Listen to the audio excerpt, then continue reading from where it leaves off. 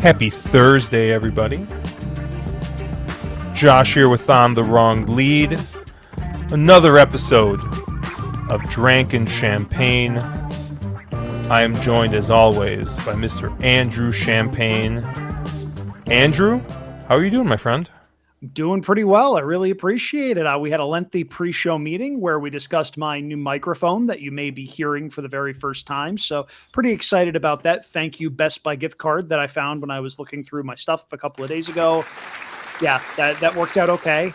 They still want way too much for certain cords, though, so we're off to Amazon to try to get some of that stuff done so that I don't have to run everything through adapters. But on the whole, doing pretty well. We're recording this on Wednesday night after day 1 of 5 at the Belmont Stakes Racing Festival at Saratoga. Decent day for me on Wednesday. Not great, but decent. My horses were sort of all over the board. Some instances of right horses, wrong order. Josh, though, you were live to a considerable amount of money going into the last race. And you put together a heck of a ticket to be able to get to that point because some of those winners in that late pick 5 were not easy to have.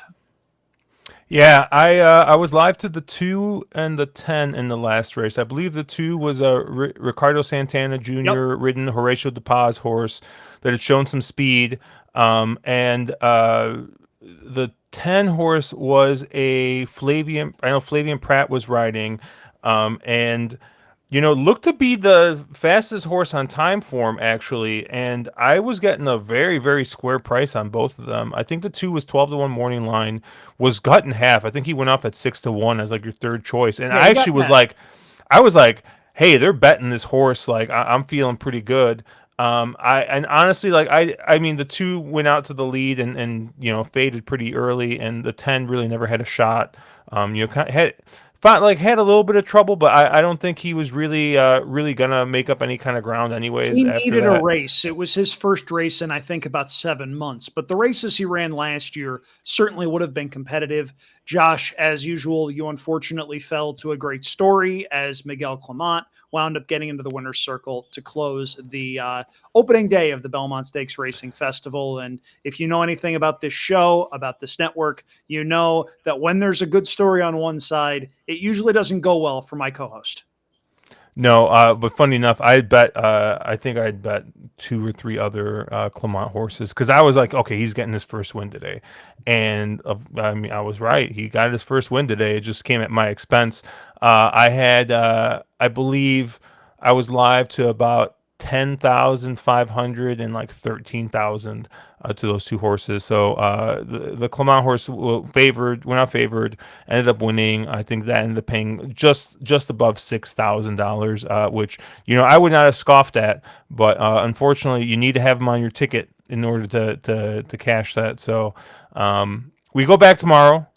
We have a pick 6 carryover that I will be involved in.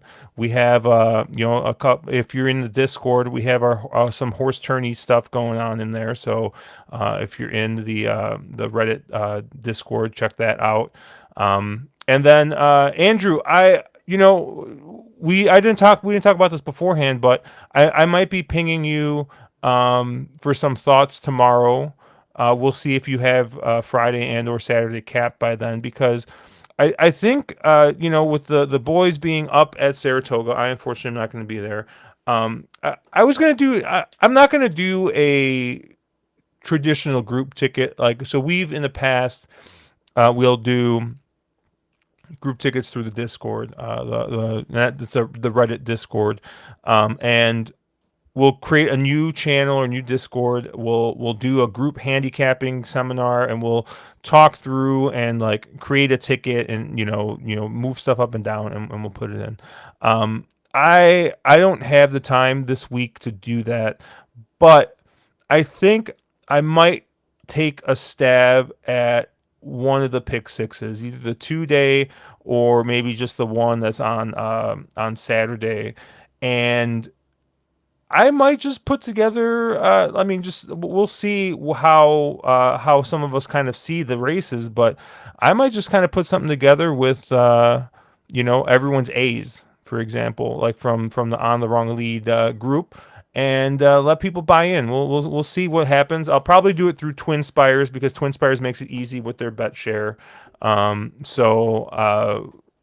the lookout for that. I'll probably put something out on Twitter to buy shares. I already know Nick Sievers. I mentioned this on our live stream we did on Monday for Assiniboia Downs, kind of ad hoc, and he's like, they don't allow it in California, but save me a share, I will Venmo. So Nick, I will take care of you. Don't worry. I'll make sure there's at least one share set aside for you. I'll ping you, Andrew. We'll see what I end up deciding. I haven't looked too deep at the sequences yet. I'm going to take a look tonight and tomorrow because I'm going to be doing the horse racing happy hour with Louis Rabot and our good friends the Wolf of Oaklawn and the Sniper. So we're going to be doing that tomorrow, and then we're streaming tomorrow or Thursday if you're listening to this on Thursday.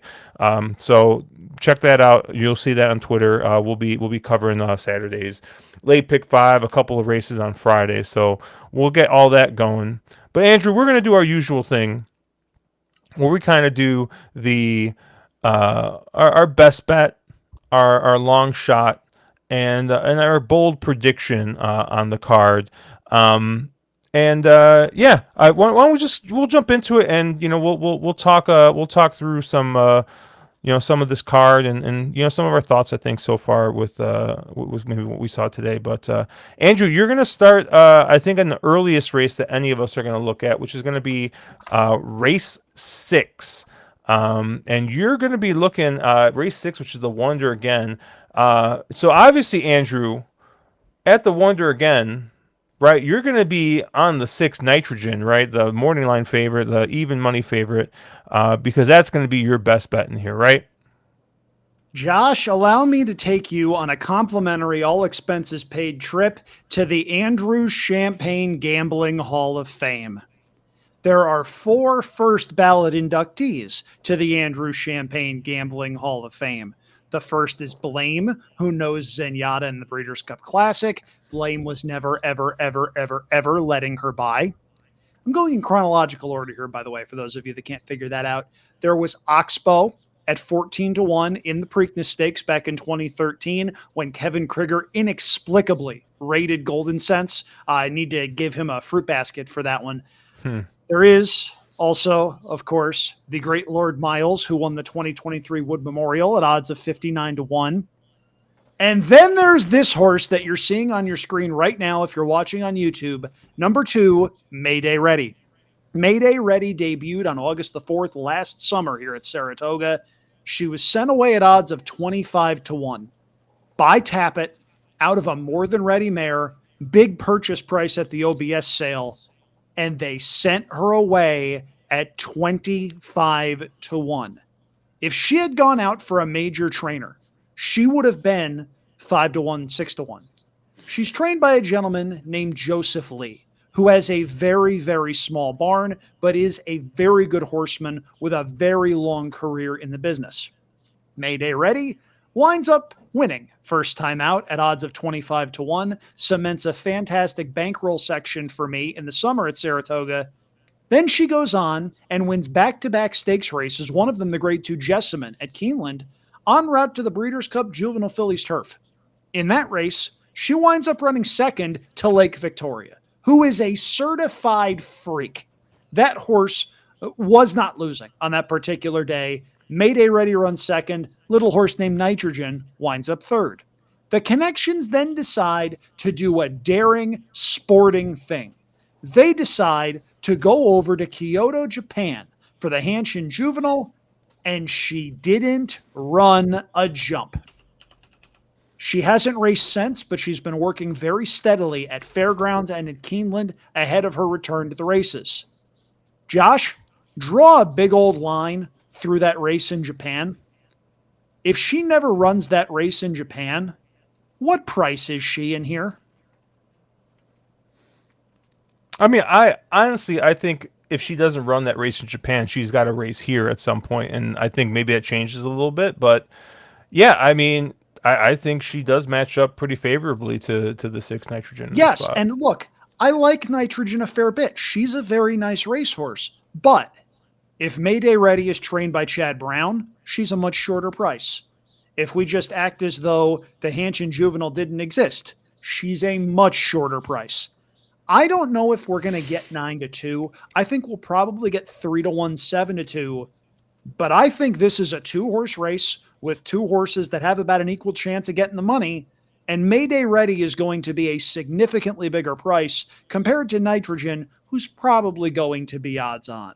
Give me Mayday Ready off the bench. I'm going to hope that she's ready to run. And if she is, my lifetime ROI on Mayday Ready, which is already very, very good, will get even better on Saturday afternoon in the Wonder again.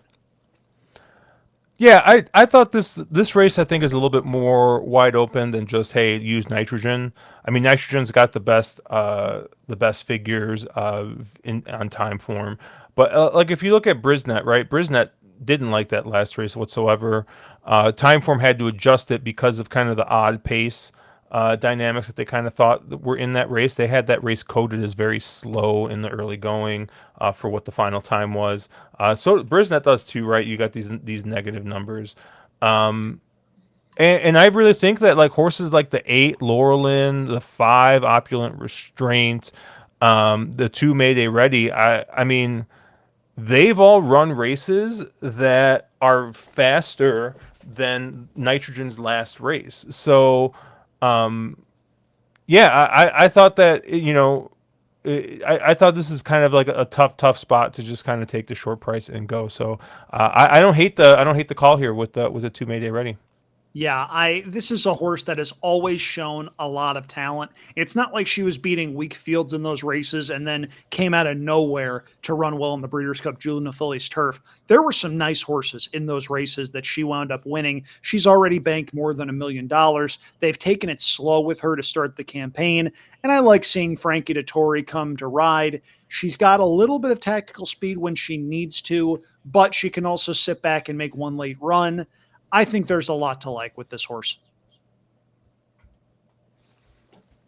Yeah, so I kind of went a different direction, Andrew, with my best bet. I mean, I think that if you look at some of these races, you could say maybe Fierceness looks really tough, and like Fierceness could be your best bet. I'm not going to give you a 3 to 5 horse is the best bet, and especially because I see there is a world I think where Fierceness gets beat, right?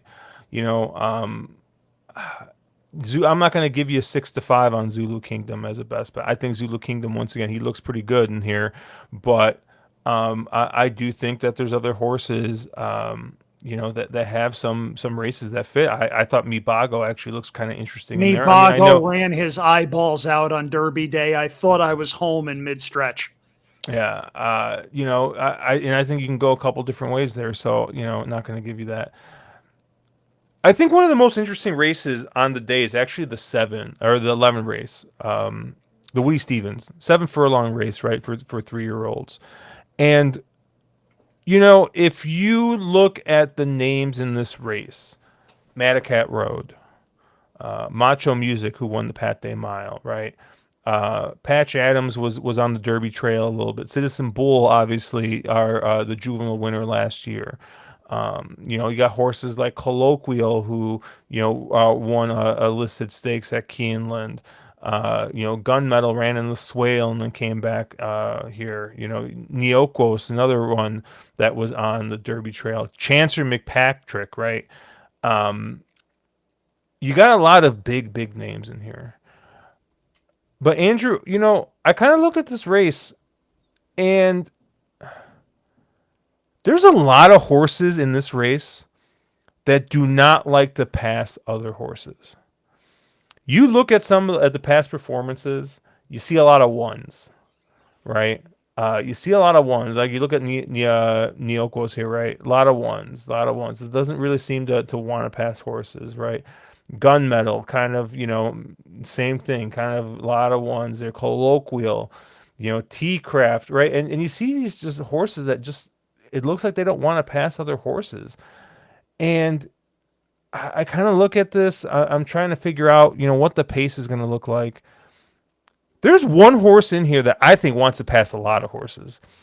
And that's the one Big Truz here for the connections of Brian Lynch and Joel Rosario. And I'm not going to tell you that this is, like my cinch play. Like this horse is definitely going to win, right? But I think from a value perspective, I think 10-1 on this horse, I think is going to be some of the best value you're going to get on here. I probably have his, real odds like that. I would probably bet him is probably half that. And I think it's just because I think he's going to get the right pace scenario here to where he's going to be able to go ahead and sit off the pace. You get Joel Rosario on the rail, who's going to save whatever ground he can, and then be able to get out and try and make that one run and pass a lot of these horses. I see this as a fast pace on time form. I tend to kind of agree with them. I think you got horses like the 2 Madacat Road are going to want to go. Macho Music's going to want to go. The 8 Gunmetal is going to want to go. And like, I'm not full chase here where I think that this whole thing is going to, completely fall apart, right? But I do think that a horse is probably gonna come from off the pace here. And if you kind of look at Big Truz, last time I thought he ran a pretty good race, finished second. That was also kind of on a sloppy going, and the pace was kind of funny, right? They went 22-4 and then 45-4, so they really kind of slowed down in that second fraction. And Timeform's got that coded as blue, and you got a horse that made up ground, that closed, and just passed other horses when I think the race kind of stayed together quite a bit, with Patch Adams just basically kind of getting to the front and just basically never looked a loser. So yeah, I think the one Big Truz is in here with a really big shot. If you look at the unadjusted time form fig, it's pretty fast. It's faster than what a lot of these horses ran. I like the 3 Macho Musica here a bit, as kind of one of the speed horses, but I bet him last time in the Pate Mile. I had him at 13-1. Hit the applause button on yourself because that's a heck but of a call. but the reason I had him was because it was sloppy, and he's McLean Music out of a Tappet mare, right? Which is just telling you, hey, this is probably a horse that's going to love the slop, right? So I don't know. I think maybe that figure kind of coming back to earth, off the slop fig, and I don't know. You kind of cross a line through that race. And I think this race is very, very wide open. So I'm going to take a shot here with the one Big Truz. I'm going to have other horses in this race, but like if I'm playing a contest, if I'm just win betting this race, I think Big Truz is where I'm going to be looking at, because I think that's going to be the value in here. I would like Big Truz a lot more if not for the post position. The rail is not a good place to be for a closer. That's not to say he can't drop back and make one run, and he's got the right guy in Joel Rosario to be able to enable that kind of a trip. My logic was similar to yours, but I landed on another horse entirely in there. I like Colloquial a fair bit. Last time out in the Lafayette, he did go wire to wire, but I think that was his natural speed that just carried him to the front, and Manny Franco let him roll. I don't think that's his desired trip. I think he wants to do what he did 2 back and 3 back, which is sit back off of the speed and make one run. If he's able to do that, I think he's the one they wind up having to hold off. I also think Chancer McPatrick is interesting cutting back to 1 turn. He's probably been a 1-turn horse all along. They had to try him in those Derby Trail races because you had a horse that won a couple of grade 1s as a 2-year-old. You want to be able to see if they can take the next step.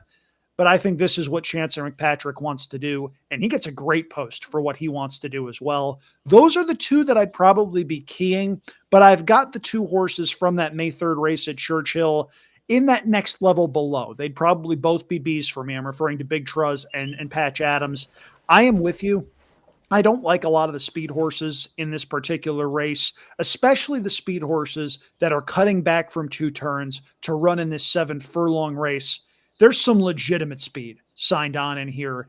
And I don't think horses like Madacat Road and Citizen Bull are fast enough to sit their desired trips in this spot when you've got horses like Macho Music and Gunmetal who are also in this race and will need the lead. So we're seeing this race pretty similarly. We just wound up on 2 different closers. Yeah, I mean, I think like two other horses I'm going to definitely use. I think this is shit or get off the pot for the 10, Chancer McPatrick. I think he's going to get a decent pace setup here. I know he wants to come from off the pace. Obviously, his hopeful win was coming from off of it.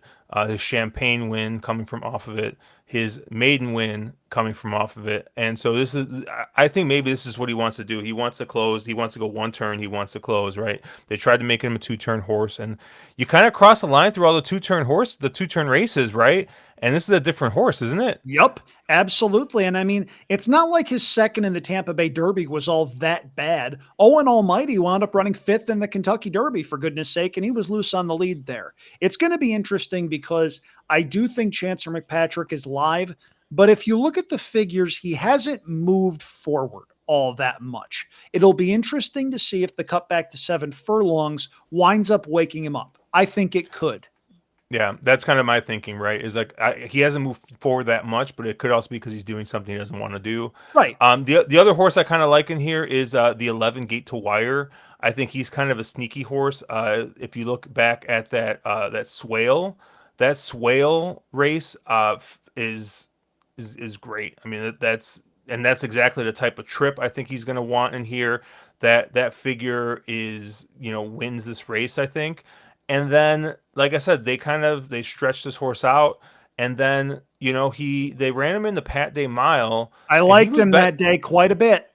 and right, you see Munnings, you see right, like you think, hey, he's gonna like the slop, and he just kind of he kind of just didn't run that well, and Macho Music went to wire. Maybe the track was just against him a little bit that day, so I don't know. I think going back to the 7 furlong distance, where he's run his best race, I thought he was a little interesting in here as well. But Yeah, I um, wouldn't be surprised if he winds up clunking up for a piece of it. But like I said, I liked him a lot last time out. He was 9-2 on that particular occasion. And I'm just not crazy about anything coming out of the Pat Day Mile. I thought the winner had a picture perfect trip.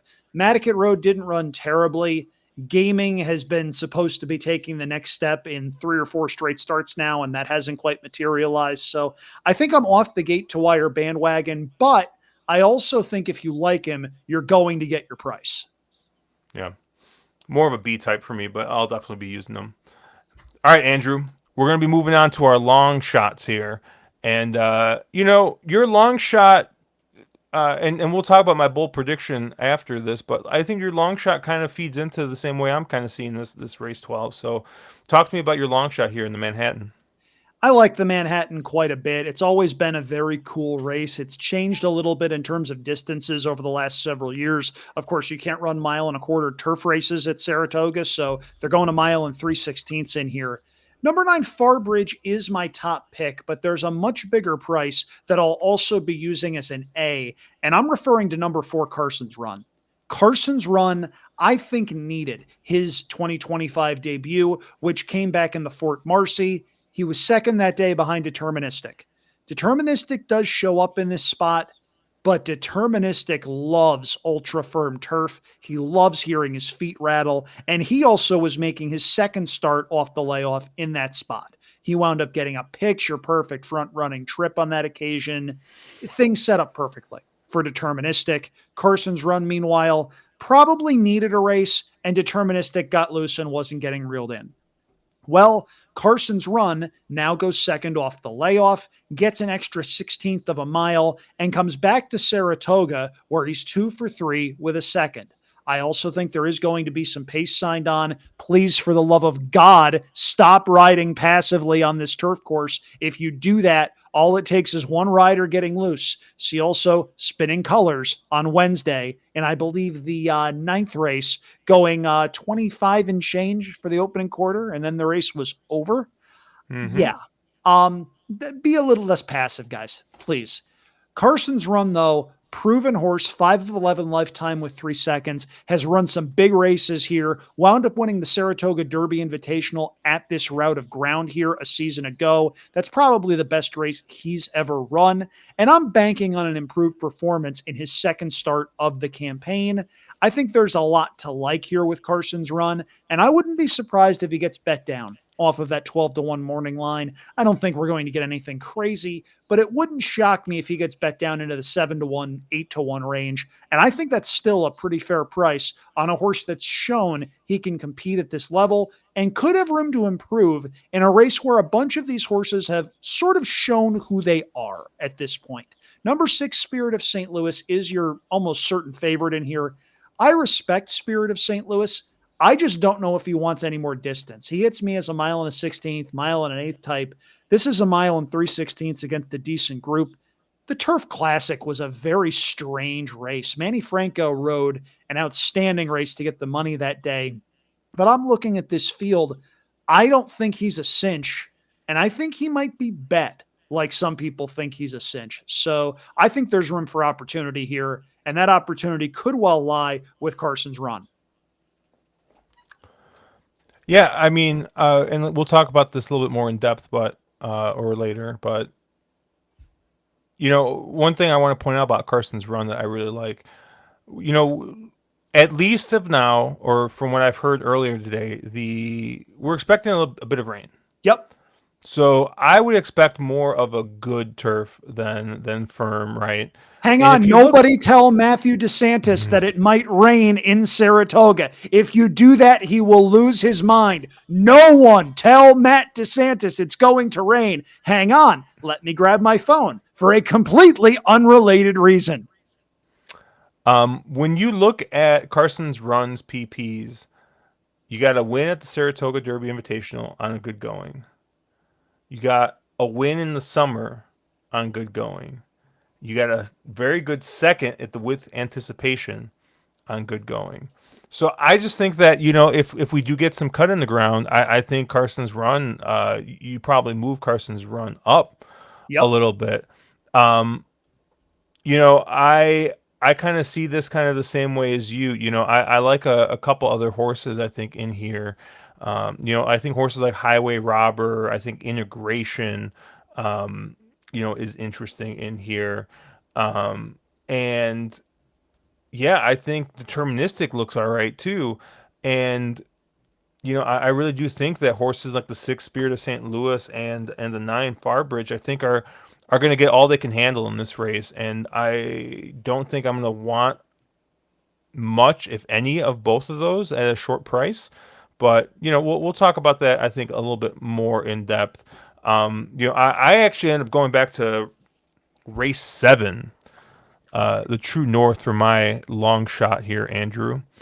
I landed on the 3 Surveillance in this spot. I looking at this race, you have a once again this whole card has got some star power, right? It's got some big names, horses that we've seen. We've seen a lot of in big spots, right? The 6th Mulligan is your 2-1 morning line favorite. Ran second in the Cigar Mile, the locked last year. Won the Forego, won the Nerude, right? And was going really well last year. Ran in the BC Sprint, was actually your favorite in that race. Finished third, beaten 3 lengths. Second in the Cigar Mile. Tried the Churchill Downs, and finished 5th in that race. I just think he's going the wrong way a little bit here, right? I mean, I don't want to take a short price on a horse that seems to be kind of out of form here. And I kind of look at this race and, for a sprint race, I don't feel like there's a ton of front end speed. And this is kind of one of the races where I think Time Form and Brisnet, which are my 2 main handicapping tools, along with optics and some other stuff. But I feel like there's a little bit of a disagreement here. I look at Time Form. Time Form thinks the 1, the 6, and the 7. So that's the Concrete Glory, Full Moon Madness, and Mulligan are a little faster early than my pick here, the 3 Surveillance. However, Brisnet thinks that the 3 Surveillance is probably the fastest early. And, when I kind of look at this horse, I see a horse that's ridden by Kendrick Carmouche, which automatically tells me this horse is getting out of the gate clean, right? And yeah, he was third last time in the Nerude, but he was third by a neck.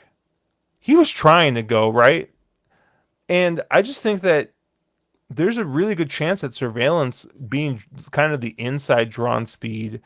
Um, I think there's a good chance that he just goes and he gets the lead. And I think his last race is actually really, really good. That Narud, it came back on time form as a 124. Time form thinks like a 122 ish probably wins this race. And that's outside of Mulligan's Cigar Mile and Forgo last year, this is the fastest figure in this field, and I'm getting 15-1 here. So I'm taking a shot here with Kendrick. See if he can steal one here for Linda Rice on the front end. And I'm gonna take a shot here with the 3 Surveillance, who I think has got is coming in with some decent form with that the win in that third by a neck last time out. Um, and yeah, I think some of these other names like Mulligan, I think is like just going the wrong way. Nakatomi's coming back from Maidan. Bookham Dano hasn't really looked like the same horse since last year, so I think that there's some short prices here we can beat, and I'm gonna take a shot here with the 3 Surveillance. We could not possibly see this race any more differently than we do. I don't hate the logic on Surveillance. I certainly do think he's going to go early, but I'm going to present a counter on Mulligan because you're talking about him potentially going the wrong way. There's nothing wrong with running third in the Breeders' Cup Sprint. He did not get his desired trip There that is when you're the day. favorite. He's not a closer. He is not a horse that wanted to be eighth at the second point of call. He wanted to be sitting up closer to the pace. I don't know whether he just didn't get out of the gate that day or whether Flavien Prat decided to just take him back in what would be a pretty rare misstep for him. But he closed. He was third that day. He then ran second in the Cigar Mile behind Locked. Locked at his best is a heck of a racehorse. We saw him run away with the Santa Anita handicap. That race's third place finisher was Post Time. We know Post Time can run. Bless you. Thank you. So at any rate, he then gets put away and they bring him back in the Churchill Downs. I liked him a fair bit in the Churchill Downs. He hit the top of the stretch in front and he looked like he had a whole bunch of horse left. Well, the way the Churchill Downs track was playing was very tiring. And there were a number of horses that were making their seasonal debuts on Oaks Day or Derby Day.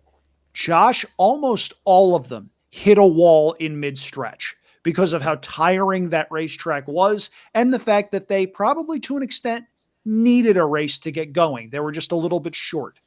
Add in the fact that, he was running against a very good field. Mindframe wound up winning that race. Banishing was second in what I know was a very tough beat for you. I think you liked him quite a bit that day. That was my best bet that day, yeah. Also, there was a little horse named Nisos that ran third in that race. Nisos should be in the Met Mile. He is not in the Met Mile. I am very disappointed in that outcome. I didn't think there was a ton wrong with that. He just ran out of gas. And that's logical given that it's his first start in 5 months. He's my top selection in here. I don't like the price that he's probably going to be, but I do think you're going to see a much sharper Mulligan than you saw 5 weeks ago at Churchill Downs. I think he's going to be ready to roll second off the layoff. You mentioned Nakatomi coming back from Maidan. He did the Maidan to Saratoga move last year, Josh, and all he did was win the Vanderbilt in his first start back. This is a fun horse to root for. It seems like he's been around forever, but he's only 6 years old. Wesley Ward has had him for a while. Now, I don't know if he's going to quite get the pace he needs in order to run his best race in this particular instance. I do think he's going to fire. And I think you look at Bookham Dano, who was beaten just a neck in the Churchill Downs by Mindframe and Banishing and Nisos. Nothing wrong with that group at all whatsoever. This is a really good grade 3 race. Honestly, I'm a little bit annoyed at its presence here because it being here probably means a couple of these horses who could have been contenders in the Met Mile decided to go for what they thought was an easier spot. And this is a grade 3 that looks a lot more like a high level grade 2 or even a low level grade 1. All right. Well, Andrew, your bold prediction is involving the Belmont Stakes. So I think we're going to spend a little bit of time here talking about the Belmont Stakes. So talk to me about your bold prediction here. So initially, my bold prediction was going to be that you would hear a lot of very bad handicapping advice about the Belmont Stakes. Many people are seeing this as a two-horse race between sovereignty and journalism, and I understand why people see it that way. You have the Derby winner, you have the Preakness winner. This is a legitimately appealing matchup. The race is deeper than that, and if you're hammering those combinations, it's you and everybody else that's going to be doing that. You're not going to get paid. The $1 exacta might pay less than $5 in an 8-horse field. You don't do that. With that in mind, I think the strategy is pick whichever of those two horses you like and find a bigger price you like in case the other one doesn't fire. With that in mind, Josh, my bold prediction is that it's Hill Road who winds up crashing the exacta. I think there is some pace signed on here in the Belmont Stakes going a mile and a quarter, race 13 of 14 on Saturday. We knew Rodriguez was coming. Josh, I'm a little disappointed you don't have a future bet on this horse somewhere. We knew he was coming. We didn't know Crudo was coming. And Crudo coming makes life a little harder for Rodriguez and much easier for some of the closers. I don't think Crudo is as fast as Rodriguez is, but I also think he's going to need to be up close and will at the very least be a pace factor. Now, what I'm hearing from a whole bunch of people is, oh, I don't want either the Derby or Preakness winner. I want Baeza. Josh, let's look at both Baeza and Hill Road because I think they're very similar horses, and I think Hill Road is going to be 3 times the price. Hill Road finally got a somewhat reasonable pace in front of him last time out, and he wound up winning the Peter Pan, going 2 turns at Aqueduct, running the last furlong in 12 seconds flat. The races 2 and 3 back, he got no pace to chase. One of those races was the Breeders' Cup Juvenile, where Citizen Bull never stopped. Hill Road was the horse that wound up running third, beaten 4 lengths at a massive price. They then tried him in the Tampa Bay Derby, and he wound up running third behind Owen Almighty and Chancer McPatrick. Owen Almighty never came back. If there's pace in this race, I think Hill Road is going to wind up rallying, and this is a horse that I think is getting better. He's fairly inexperienced, just 3 U.S. starts combined with 2 starts overseas, and I think he's going to get enough pace to at least have a chance to make a late run. As far as the big 2 in this race, I tend to prefer journalism just because journalism has a bit more tactical speed, drawn outside, can make his own trip, and I think he could potentially be the one that gets the ideal stalk and pounce type of trip. But Josh, if it comes in journalism Hill Road or even Hill Road journalism, it's going to be a very, very, very good day for me because I think Hill Road is sitting on a big race at a big price. Yeah, I just to kind of, I guess, wrap this all together. I think the short prices are very vulnerable in the last 2 races on, or the last 2 stakes races on this card, in the Manhattan and Belmont, and I think that there's some interesting double daily doubles you can probably play here, or like I said, if you're playing pick 4s, pick 5s, or whatever. I think that you can. There's some money to be made, I think, in these last 2 races. Um, Honestly, I think Baez is probably the biggest takeout reducer in the entire sequence. I Really? think I think that he is just going to be much shorter than any type of fair odds. I think he really should be. I think he should be 5 or 6 to 1 in this field, and he's going to be 3 to 1, 4 to 1. You think I he's going think to be that much of a wise guy horse? I wouldn't be I think surprised at so. that. I actually think a horse that could possibly be underlaid a little bit, and I know this is crazy, is I think journalism is legit. I think journalism, um, you know, I think he's clearly the best horse in here. I'll tell you, I don't think I love David Aragona. I think he's one of the sharpest people in horse racing. Um, I hate sometimes how good he is at morning lines because I think he's got this nailed right where I think journalism should absolutely be the favorite here. I know people, I saw some people being like, how is Sovereignty not the favorite? He's the Derby winner, right? And I just think that journalism is the better horse. Like if you gave me like like if I could bet a matchup between journalism and sovereignty, I would take journalism. I would bet that as much as I possibly could. Um, I don't sovereignty is not going to be on any of my tickets, no matter what. Journalism might make some of my tickets depending on what my structure looks like, because I think he's a legit horse. Um, but sovereignty, I just don't want. I don't want any of Baeza. Honestly, I think I need three horses in this race, and I think I'm feeling pretty good. I need the three Rodriguez, Of course. not just because it's my namesake, but I think that um, for the longest time I've had Medina Spirit vibes with this horse. You know where he broke his maiden and just kind of seemed like he was the second or third best in Bob's barn for a bit, and just like never was basically. I don't want to say he was ridden like it, but like maybe was never really given like the shot right to be like, hey, like ride him like he's the best horse. And then the Wood Memorial happened, and they rode him like he's the best horse, and I thought that was a very, very impressive win. And then, unfortunately for me, two straight future bets went up in smoke with that. But I think Rodriguez is honestly, I still think that he would have been very, very tough in the Derby. Even seeing what we saw happened, I think he would have been pretty tough in that race. But um, you know, I'm seeing 6-1 on the morning line. I would take half that on this horse. I would probably take 5-2 on Rodriguez.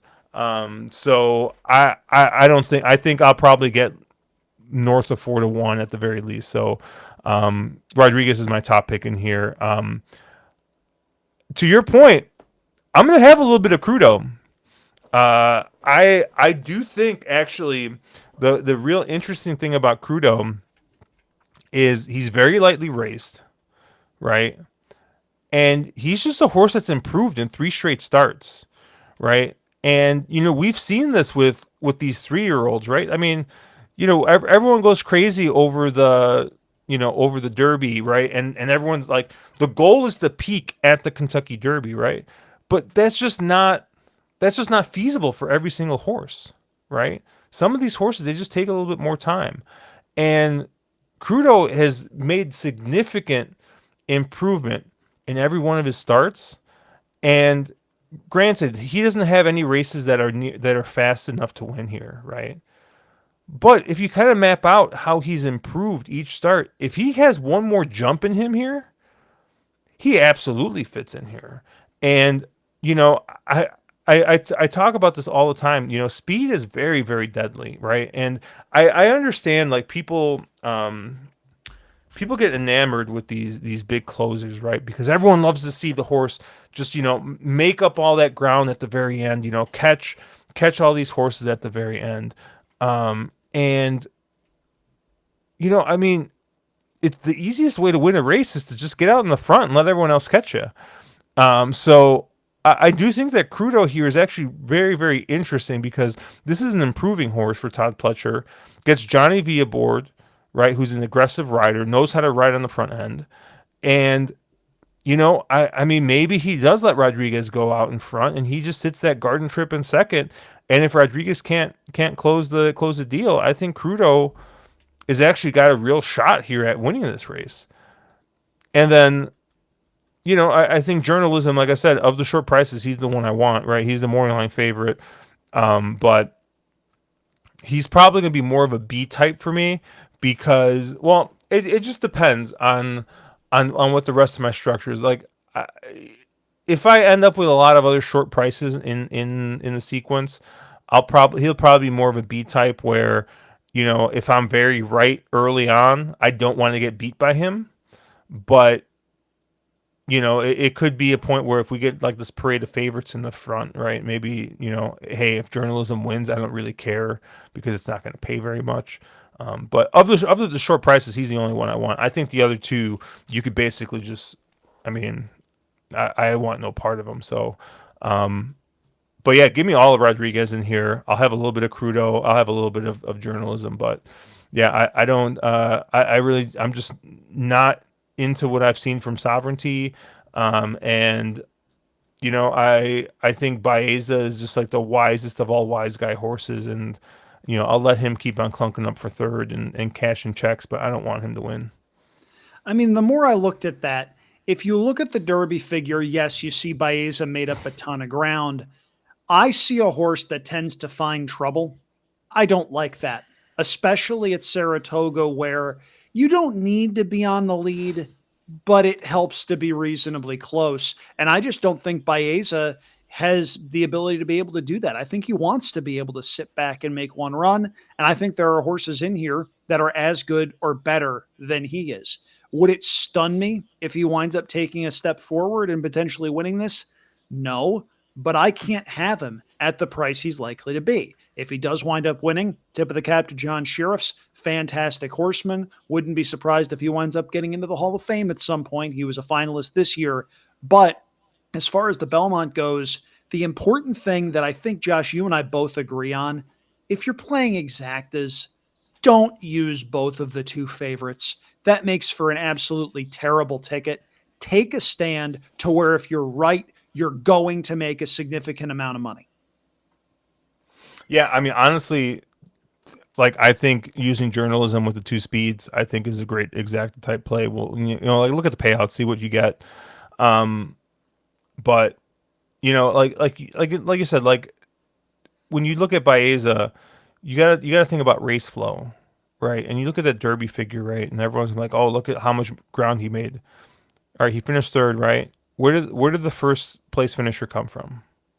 Where did the second place finisher come from? And the third place finisher, they all came from off the pace, right? That was just how the race flowed, right? And I get, right, it looks great, right, closing in and making up all that ground, but I mean that's just how the race. That's how the race kind of ended up setting up, with the speed in that race. So I don't think you have as much speed in here. You have two speed horses. A pace meltdown does not occur because of two speed horses.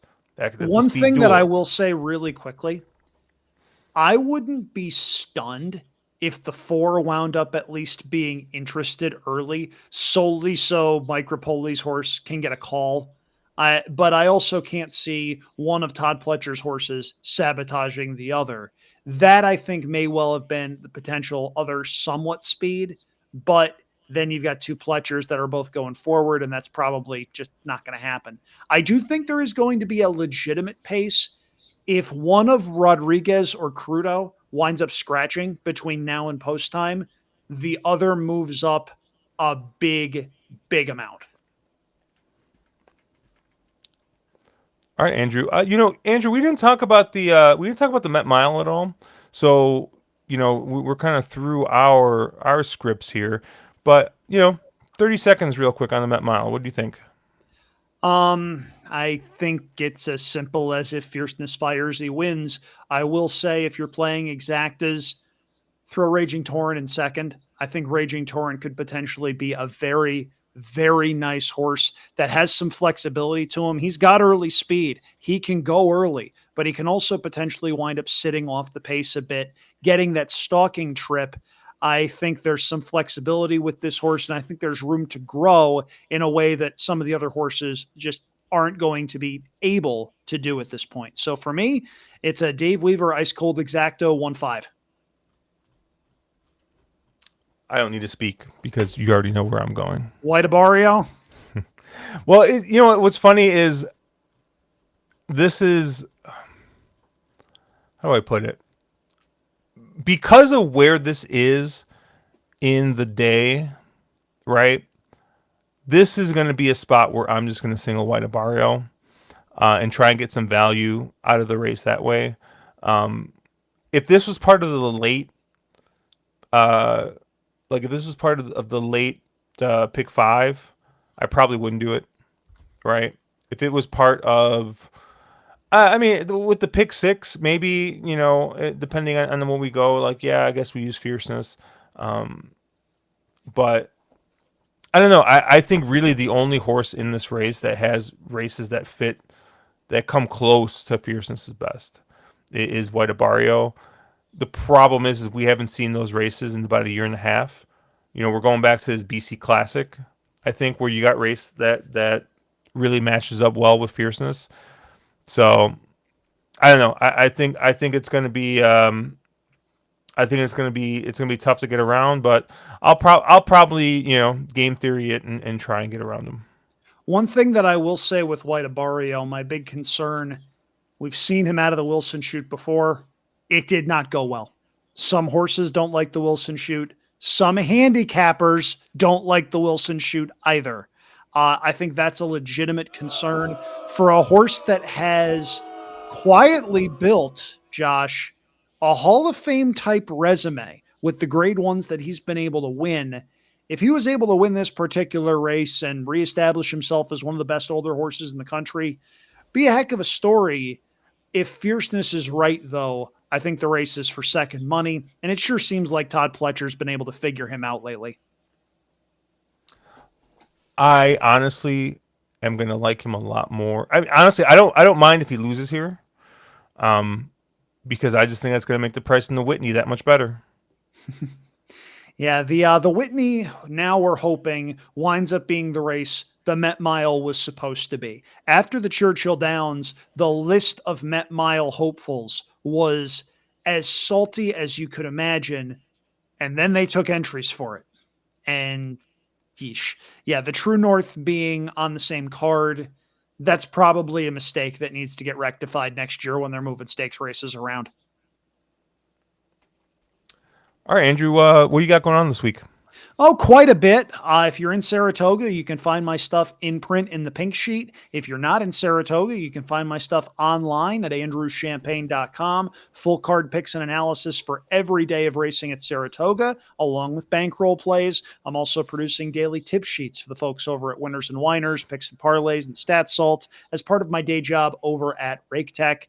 I'm going to be doing some media stuff as well, some radio for a couple of stations in the upstate New York area. I'm also going to be hopping on the ABR show on Saturday afternoon with our good buddy Ryan and a couple of his people. Was part of the Lost episode with them late at night before the Kentucky Derby. That was an absolute blast. I'll be on with them for a bit. Most of my obligations this week, other than that, are of the end of the school year variety at my fiance's elementary school she teaches at. Thursday is promotion day. I've been working on a video slideshow for that. That's an annual thing that I love doing because I like bringing people's emotions out as they see the kids grow up in photos. That winds up being a really cool thing. Also, one of my fiance's fellow teachers is retiring and has a retirement party this coming Saturday on Belmont Stakes Day.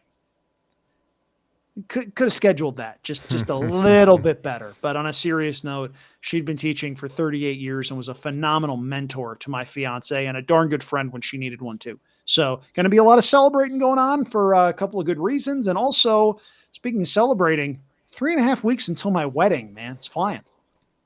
Yeah, it's gonna be fun. We the guys and I are talking about what we're gonna be doing on Friday because I think we're all getting in Thursday into town. And Andrew, I'm gonna tell you this now. Maybe this sounds insane. So we fly into SFO and we're gonna take an Uber back to our hotel, which is in San Jose, downtown San Jose.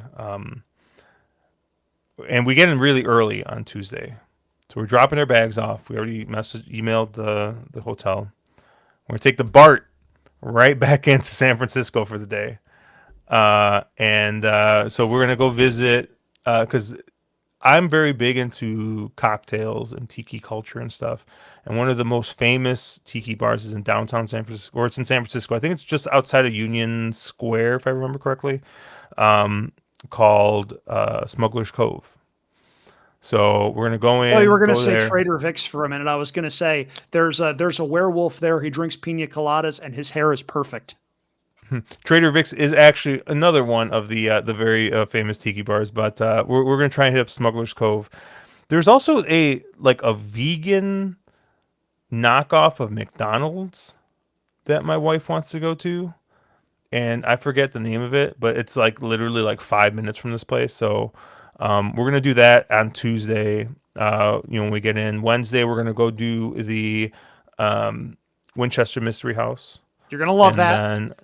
then I think it's right next to like a kind of like a outdoor mall shopping kind of It is. thing, pretty close. There's a Din Tai Fung there, which we love, Yep. so we're gonna go to Din Tai Fung and check that out. Kind of have just a chill, relaxed day. Thursday, we're gonna get over to Livermore, do kind of a travel day there, check in. We're staying at I think the DoubleTree in Livermore, and then Friday, I think we're gonna the guys get into town sometime Thursday night, so I think we're gonna try and do a winery, some like winery stuff. So I saw a couple of tours that might look good. So we'll do that, and then I don't know, Andrew, are they gonna have wine at your wedding? We were really undecided about that. Do we want wine? Do we? Ultimately, we decided, yeah, we should probably do that. I mean, you're Yes, having it at a trust me. winery, so I You guys assume. aren't going to go thirsty and you're not going to go hungry. And the table you guys are at is going to be, it's going to be interesting, put it that way. If at least one of you is not hunched over your phone watching races from Australia or Hong Kong, even as the reception is going on, I will be very disappointed in you. I might have to tell Matt that I'm gonna be FaceTiming him during the wedding. We can be betting Hong Kong or something. We'll get something going. But Yeah, no, live I'm stream looking. that. That'll be fun. I'm looking forward to it. I've never been to NorCal. It's funny. We when we originally planned, like my wife and I, like going out there, we're like, oh yeah, like 2 or 3 days, like that'll be fine. And like I'm quickly realizing, like, man, I kind of wish we would have done like 2 or 3 more days, and like done like a full week, just because like with traveling and stuff like that. And like Andrew, I know a lot is made of the traffic in Northern California, specifically in the Bay Area, and that is like